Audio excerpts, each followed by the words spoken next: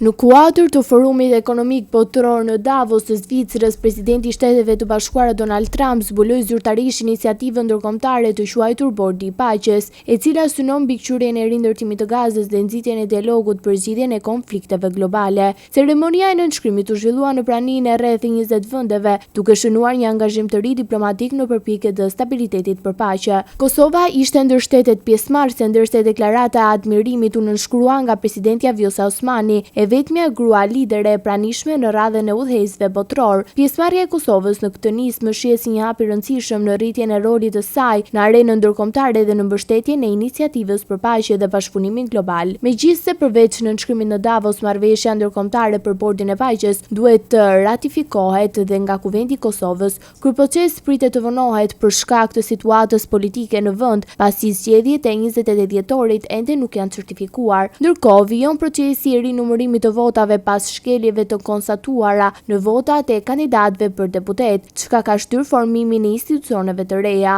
Pas nënshkrimit të vendeve anëtare, fjalën e mori sekretari amerikan i shtetit Marco Rubio, i cili vlerësoi rolin e presidentit Trump në bashkëpunimin e liderëve botror rreth kësaj nisme. Rubio theksoi se presidenti amerikan është i gatshëm të angazhohet në çdo aktor ndërkombëtar, pa u kufizuar nga zhvillimet e së kaluarës, në funksionin e interesit për paqe dhe stabilitetit global. Në përfundim, Bordi i Paqes pritet të shërbejë si një mekanizëm ndërkombëtar për koordinimin e përpjekjeve për rindërtimin dhe dialog, ndërsa angazhimi i vendeve pjesëmarrëse mbetet i lidhur dhe institucionale në secilin shtet antar.